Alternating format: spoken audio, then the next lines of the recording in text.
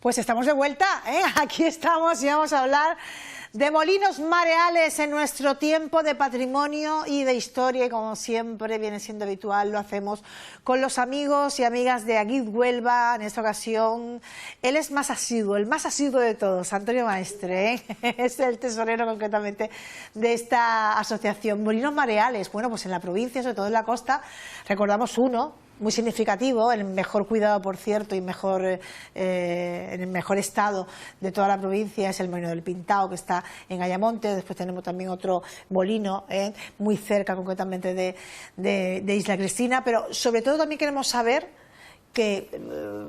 cuál es el objetivo del molino mareal, cómo surge concretamente esos molinos mareales y cómo llega también además a nuestras poblaciones.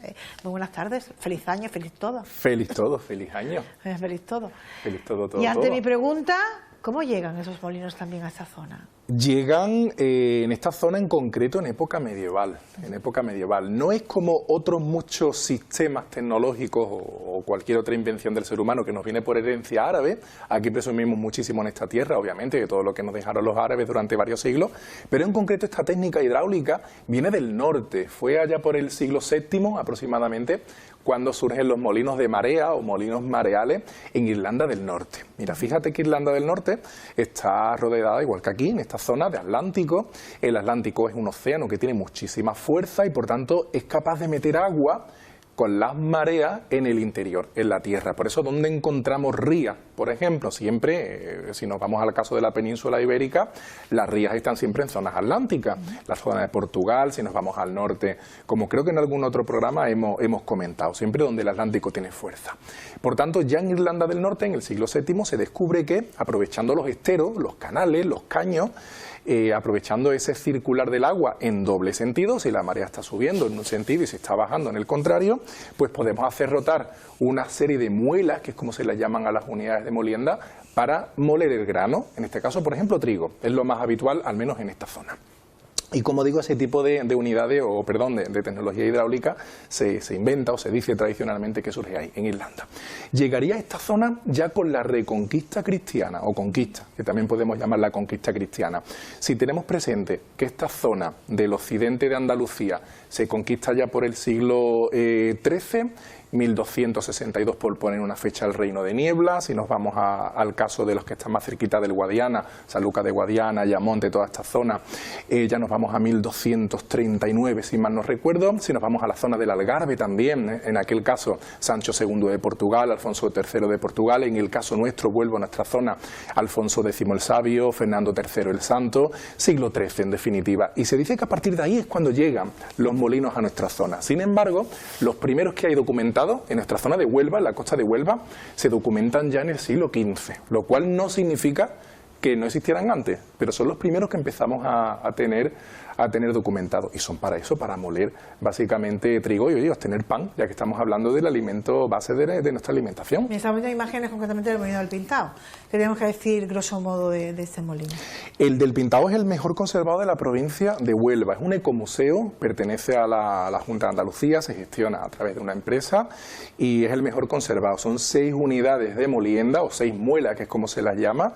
Es el más grande. Está hecho no desde el principio, porque cuando lo compró Manuel Rivero, que es el que le da nombre en el siglo XVIII, el famoso Pintao, cuando lo compra se conocía como Molino del Papudo, él lo rebautiza como Molino de San José. Sin embargo, al final la tradición le da el nombre de aquel propietario en el siglo XVIII, como te decía. Y él le hace una reforma utilizando la piedra ostionera de la cual hablábamos en la temporada anterior, largo y tendido, de cómo él trae desde Cádiz, ya que él se instaló en Cádiz, esa piedra ostionera. Y por eso también en la zona gaditana, donde hay también rías y donde hay esteros y marismas y todo ello, por eso en la zona gaditana hay muchos molinos también mareales que están hechos con esa... Tenemos uno de ellos, concretamente tenemos el de Puerto Real. A ver si sale concretamente el de Puerto Real. Ese es el del Pintao.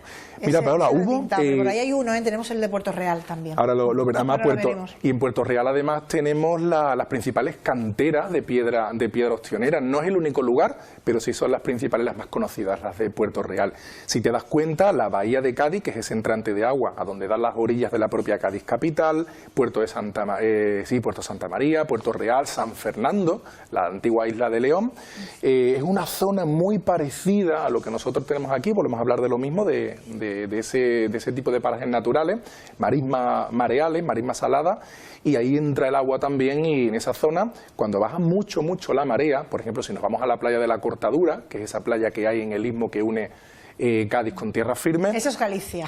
Eso es en Galicia, mira, ahí también el mismo tipo de sistema, también, pero ahí no tenemos la piedra ostionera. Sí. Mira, con la... Ay, que no me sale la palabra, que estaba en flor, se veía muy bonito en las imágenes, porque aunque sea Galicia, aquí también hay muchísimas. La salicornia, mira, todo eso salicornia. No, salicornia por esta zona también. Eso es lo que te decía, claro, no, salicornia no miento, ese es salado, ahí se veía un poquito de limoniastrum, ese es salado. Y por cierto, decíamos que este tipo de molinos están en zonas siempre de marismas, por tanto no los tenemos en el Mediterráneo, solamente aquí.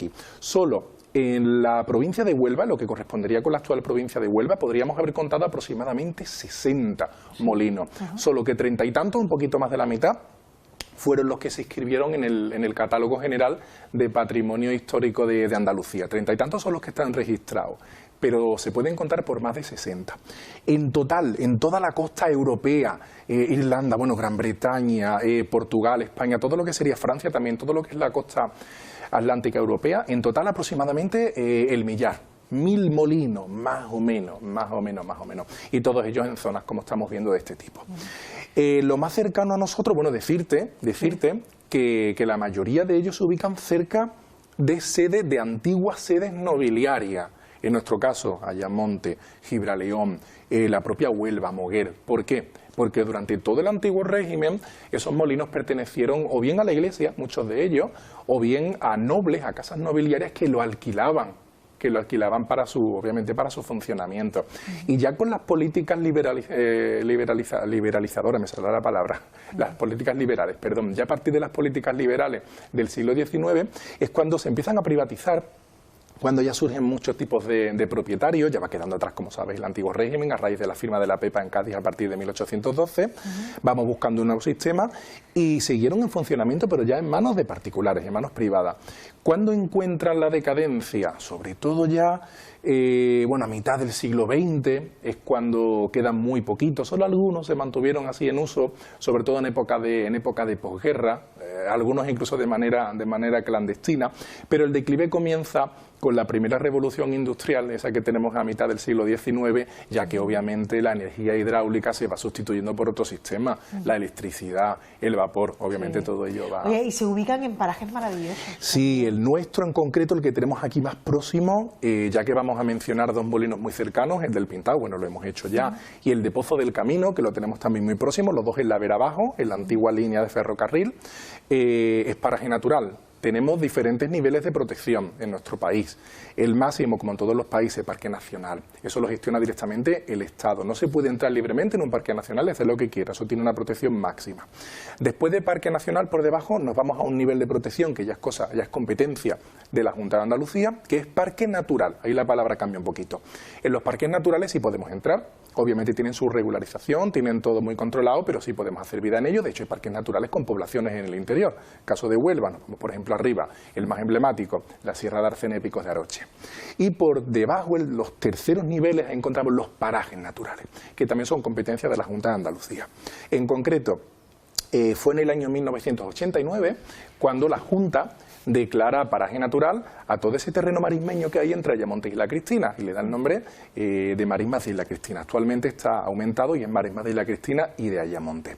Son 2.145 hectáreas de terreno protegido con ese tipo de vegetación halófila, que es la que hemos visto antes cuando hemos mencionado la salicornia, el salao, y si lo vemos a vista de pájaro es como yo les suelo decir mucho a los turistas, como si fuera un cerebro todo lleno así de curvitas, son los caños o los meandros, no es la palabra, los caños, los esteros, donde se aprovechan esos molinos, que como te decía, la mayoría se concentran cerca de sedes nobiliarias, como en Ayamonte tuvimos una, la Casa Guzmán la tuvo como una sede menor, pues ahí tenemos cerquita unos cuantos. O sea que los esteros están relacionados con los molinos mareales también. Los molinos con ellos, los molinos con los esteros. Ayamonte tiene esteros, además, muchos. Claro, tiene muchos. Mira, el del Pintao. Cerquita de él, cerquita del Pintado, tienes el de San Andrés o Aguirre. Ah, de San Andrés también. Sí, se le dice de los dos nombres, de San Andrés o de Aguirre, el cual hasta hace muy poquitos años, no sé decirte, Paola, si 3, 4 años, muy poquito, tenía todavía parte de la edificación principal, se veía todavía el triángulo del techo, el frontón, se le veía todo el frontón, pero con uno de los últimos temporales ha caído. No sé si fue el año pasado o el anterior. Desafortunadamente estos molinos están todos en ruinas, todos. Si conduces desde Ayamonte hacia Costa Isuri, o cuando vamos buscando la autovía, el puente de fondo, vamos arriba a la rotonda del Parador, empezamos a bajar y frente a nosotros otro salón, el Salón de la Nao. Ahí tienes también restos de otro molino. Es verdad. Ahí también, en zona marismeña, ahí tienes otro molino. En la zona de Pozo del Camino, ahí tienes uno, es más pequeñito, también es visitable, depende de los horarios que el Ayuntamiento de Isla Cristina, porque ese lo gestiona el Ayuntamiento de Isla Cristina, depende de los horarios que ellos vayan estableciendo en periodos turísticos, sobre todo en verano, lo han tenido abierto, no sé si un día o 2 días a la semana, de manera regular. Es más pequeñito, son solo 2 muelas, 2 unidades de molienda.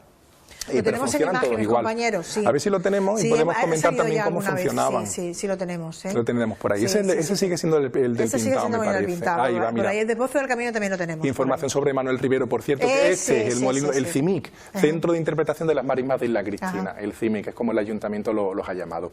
Todos funcionaban igual. Mira, el agua se retenía en un espacio de almacenamiento llamado caldera. No porque se caliente el agua, no se calienta nada, da lugar a malas interpretaciones, pero se conoce como caldera. ¿Para qué? Para que el molinero no tenga que estar dependiendo siempre de las mareas. Él, mientras la marea está subiendo, va almacenando agua. De hecho, en el del Pintado se ve muy bien cuando accedemos a él por un pequeñito puente peatonal, como por debajo de ese puente hay 2 grandes compuertas donde las bisagras permiten la apertura solo en un lado, el agua va entrando, se va quedando almacenada y solo cuando el molinero considera oportuno moler es cuando abre otras compuertas que están debajo del edificio en unos canales de salida que se llaman saetines y precisamente encima de cada uno de esos canales es donde están las muelas como llamaban las unidades de molienda. ¿Cómo se transmite o cómo el agua transmite arriba ese movimiento? Pues desde el agua, desde abajo, desde el saetín hay un rodete, que es como se llama, que es el que va girando, hace girar a lo que sería el eje hacia arriba, el eje de transmisión, y el eje de transmisión llega a una muela o a una piedra redonda. Son realmente 2 piedras, pero hay una que es la que se mueve, la otra no. Una encima de la otra. La que está en el suelo, la que está más bajita, recibe el nombre de solera. Solera por suelo. Esa es fija, no se mueve. Y la que mueve ese eje de transmisión es la que está encima, la superior, que se llama volandera. Y eso pues va haciendo ese movimiento, se va desgastando con el tiempo. Tú imagínate el trabajo también de mantenimiento que eso tenía que llevar. Y mediante una tolva, que es como llamamos, generalmente hecha de madera, a ese recipiente que va vertiendo directamente el grano. Mayormente en nuestra zona el trigo, pero se puede tener otro tipo de grano también o de cereales. Antonio, como siempre, qué interesante todo lo que cuentas, sobre todo el conocer de dónde somos y a dónde vamos. Así es, y fíjense, cuando yo hablo de bondades de la provincia, me quedo corta, ¿no?, cuando hablo de bondades. Antonio, muchísimas gracias. A ti siempre, a vosotros siempre. Nos vemos el próximo miércoles. Esta vez vamos a cambiar de día, y nos vemos el miércoles también con los amigos de aquí en Huelva.